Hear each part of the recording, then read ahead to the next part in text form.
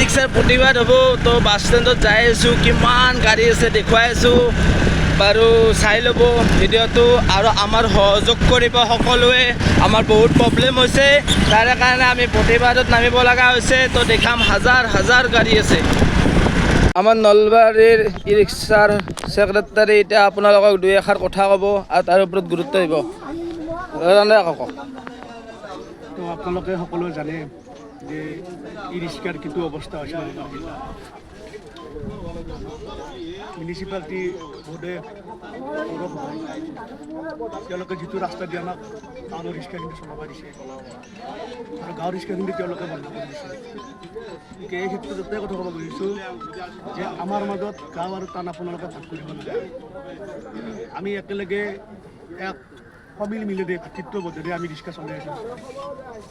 আৰু যান জঁটৰ কাৰণে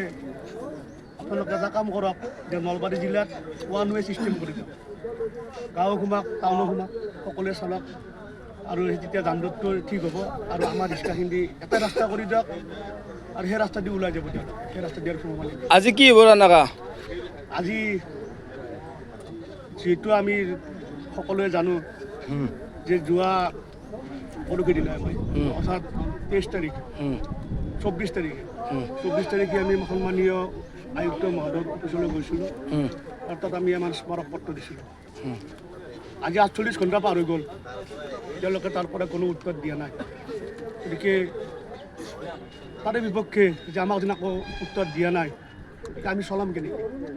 সেই সন্দৰ্ভত আমি আজি বিশাল প্ৰতিবাদী ধৰ্ণা কাৰ্যসূচী হাতত লৈছোঁ সমূহ ৰিক্সাই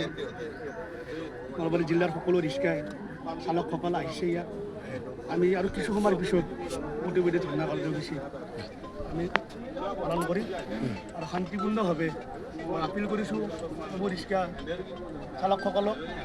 যে শান্তিপূৰ্ণভাৱে আৰু গণতান্ত্ৰিকভাৱে যেন আমাৰ আন্দোলনটো সফল হয় সকলোৰে সহায় সহযোগিতা কামনা কৰিছোঁ ধন্যবাদ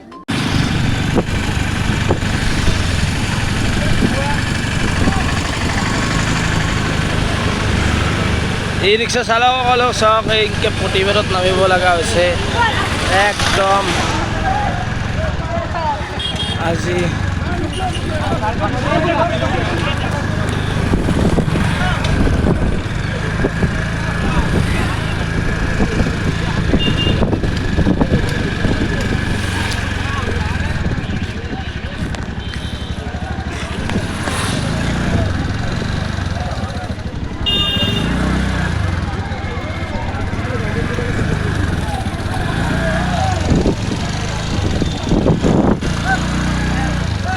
আহি আছোঁ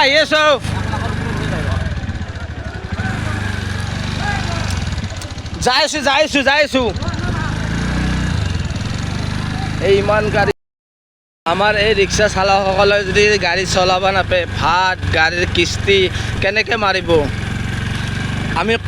কৰিম কি চুৰ ডকাইত কৰিব লাগিব আমি সেনেহান চুৰ ডকাইত কৰিব লাগিব কিমান গাড়ী আছে তে